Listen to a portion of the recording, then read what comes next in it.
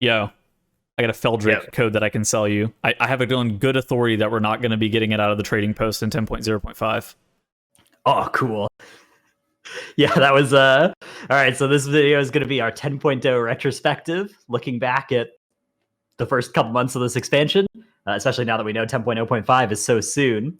Yeah. One of the big things, of course, was the Feldrake Twitch drop thing, which is kind of interesting start to the expansion. How did you feel about all those Twitch drops? I liked them. I actually like them. Of course, we're two Twitch streamers talking about how Twitch drops are good. Yeah. But I do think that, like, in general, I like the Twitch drops. I thought that the system where most of them were related around just like watching hours was pretty good. I also thought it was like a decent way of helping the Race to World First whenever they had the purple firework as well without directly impacting the Race to World First. I thought that was fairly solid.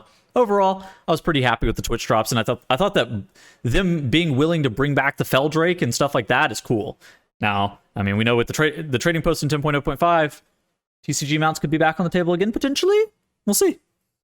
Okay. Yeah. So what is this video, Dratnos?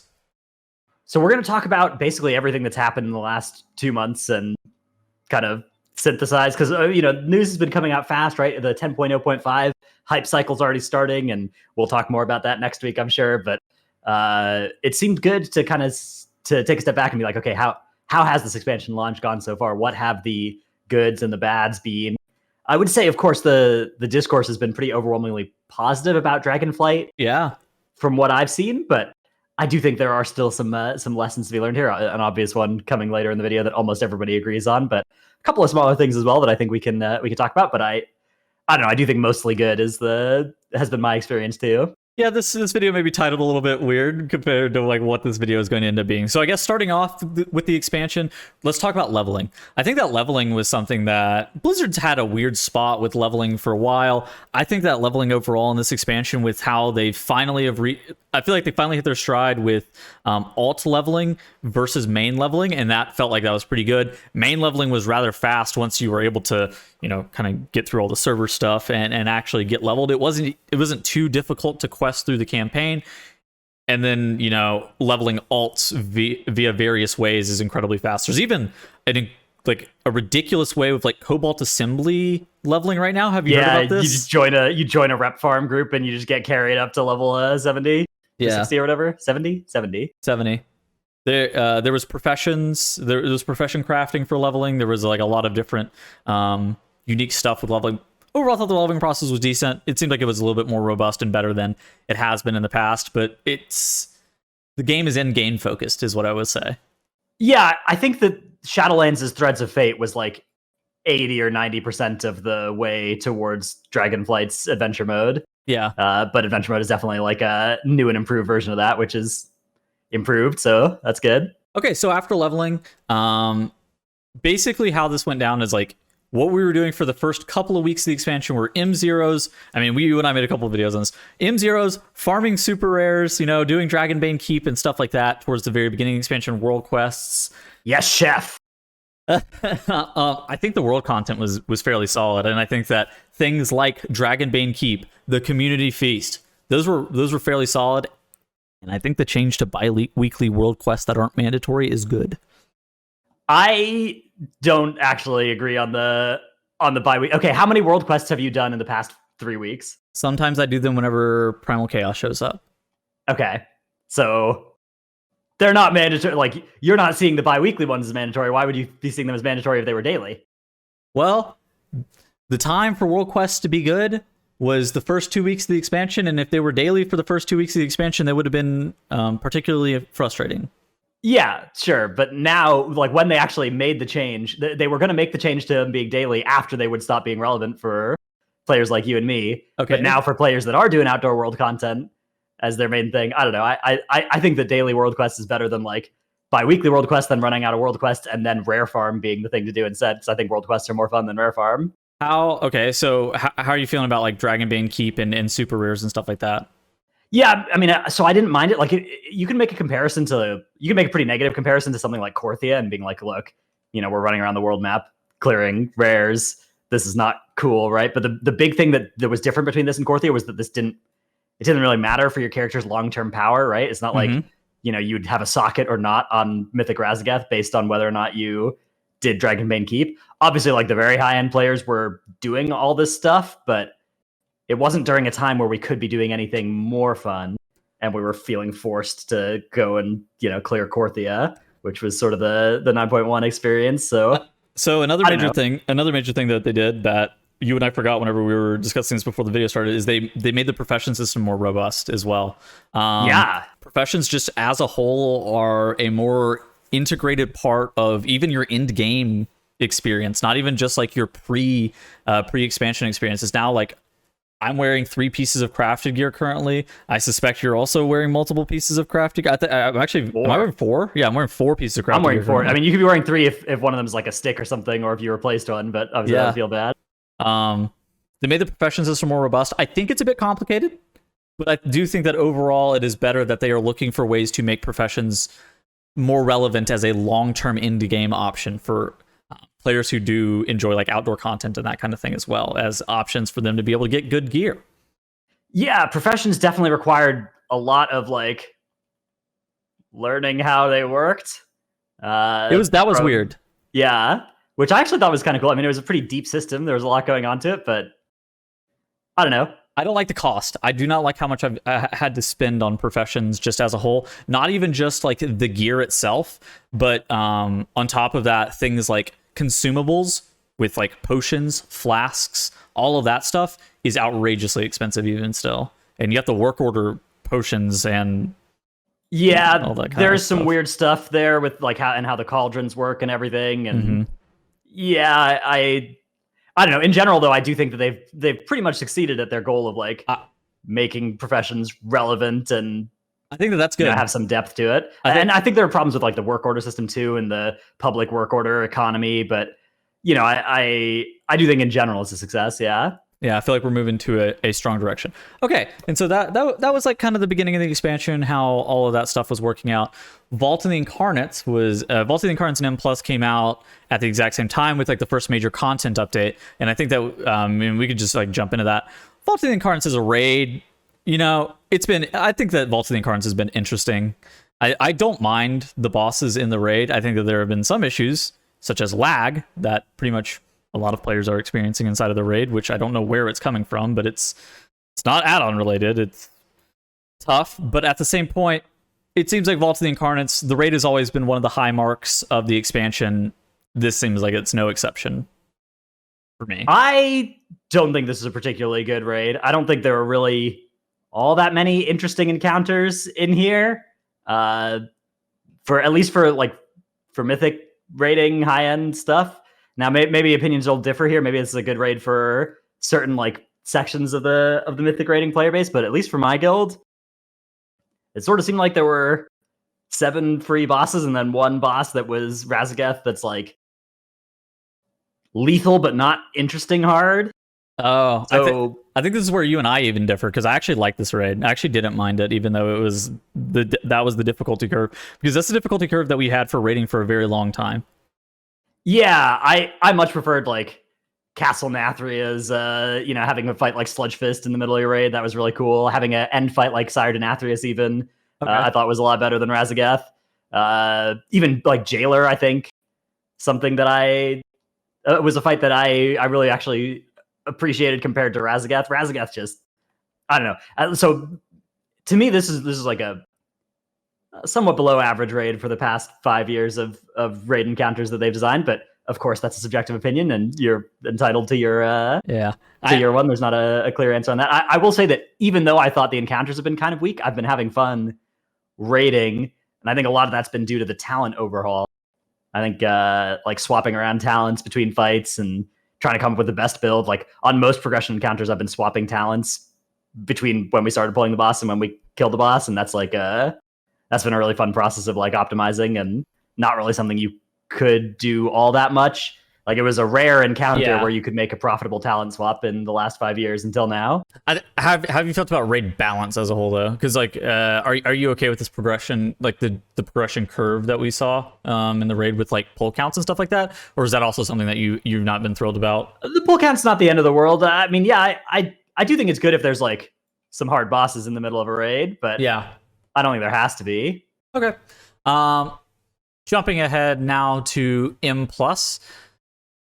M plus, I think, has multiple layers that you need to tackle individually before being able to like effectively look at all of them in unison. So first off, I think the first layer is like Legacy Dungeon, Dragonflight Dungeon combination thing that they did, where they have 4 Legacy Dungeon, 4 Dragonflight Dungeons. And I think that is one section that we have to look at. I think that looking at Thundering as a seasonal affix is one section that we have to look at, and then I think that looking at dungeon balancing is a completely third section that we'd have to look at with this.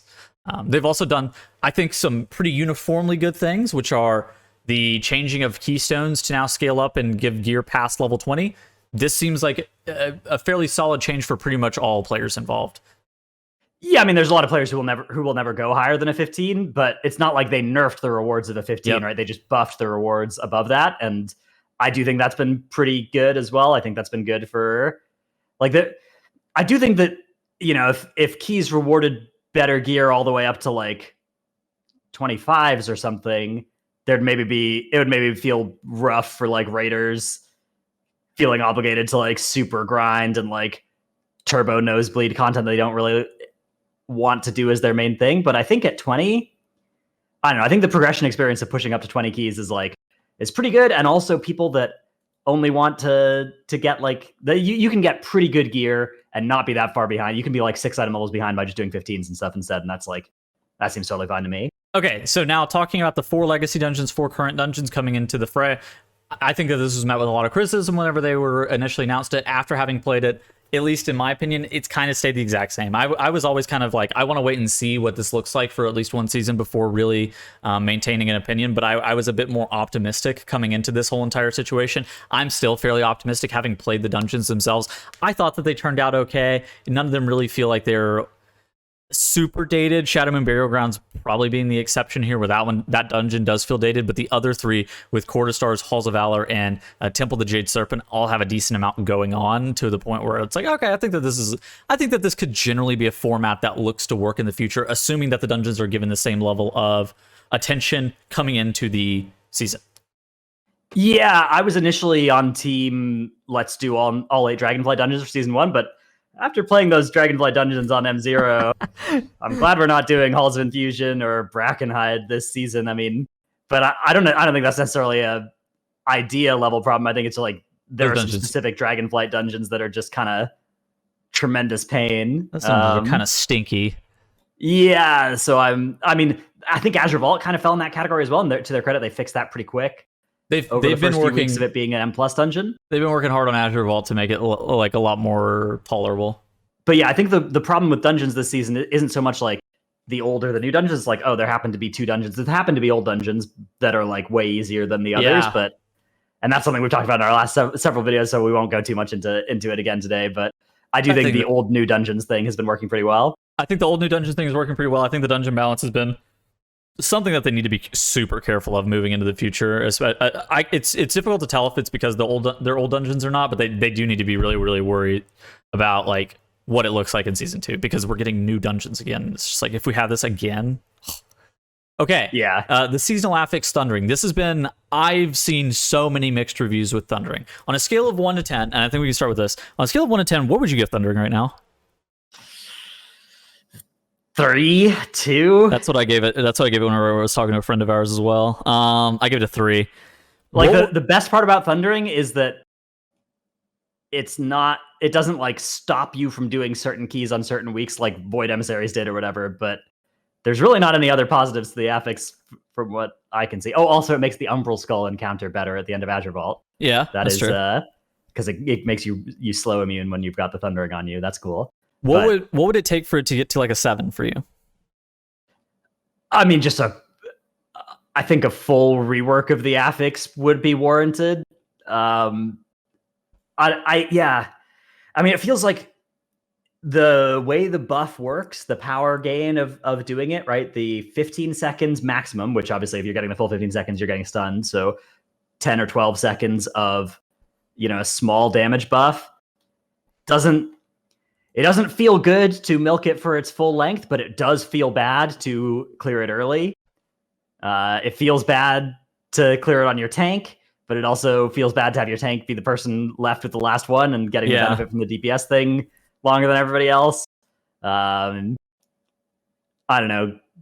The swirl, like dodging the swirlies, I actually kind of don't mind that, the swirlies when they first spawn, but I know a couple people don't like that part about it, but for me that part's fine. But I don't know, just the rest of it's like I'm ready for it to not be a Thundering week. I'd really like to play some non-Thundering keys, but you can't until next season. Yeah, I think that's kind of about how I feel about it too. It going into the expansion, we thought it was going to be more neutral, and just the longer and longer you played, the more times you wipe your key to not clearing on the tank or something like that, and you're like, this is so frustrating. Yeah, usually you could play, like usually there was a time to clear or something, but no, it's not an issue of like I can't do it. It's more like I had a lapse in judgment for like 5 seconds. Yeah, and it's not an affix that I've ever had fun playing around. That's the right? that's the biggest problem, is like it's not fun. Okay. Yeah. So more minor topics. Valor points. So we talked a little bit about like the changing of gearing up to level 20. We didn't talk about Valor really. It's more the same. I think that players are always going to have criticisms of Valor, assuming that it's not completely uncapped. I'm not even sure if Blizzard should uncap it. Like, looking at it from like Blizzard's perspective, this is a tough one, right? Because like you have to look at both sides of it. As a player, I would much prefer it to be uncapped. Like, just as somebody who plays the game every single day, this would be great for me. I'd be able to 415 all of my loot instantly. From Blizzard's perspective, they don't want you to have 415 loot in every single slot immediately. So it's tough. Yeah, I am not sure what the answer is here as well, but I do think that uncapping Valor, I mean, I think something like uncapping Valor and then making the upgrade to 415 like a really expensive step or something, or uncapping Valor and making a 418 upgrade step that's really expensive and requires like 2.8k score or something, could be ideas. But yeah, I don't know. I'm not. All right. I'm not sure that this is something. I'm not sure that the solutions are better than no solution to this one. So it might be something to just leave. 2 things from Raid real quick though. Group loot returning. I've seen mixed reviews on both on this. And how do you feel about super rare items? I'll tackle super rare items. I think they're okay. Like they're not that. It's interesting that they're adding procs to them. I don't like how they are less acquirable via drops off the boss. But I do think that having items with secondary effects inside of the raid is interesting. I actually don't mind it at all. Now, yeah. Are you about the same about that? Agree. I think very rare items are actually a success. Yeah, I do think it would be a failure if they end up making something that's like warpingly powerful as a very rare item. And to some extent, maybe the Hunter Bow is kind of the closest you can get to that. But that's like one.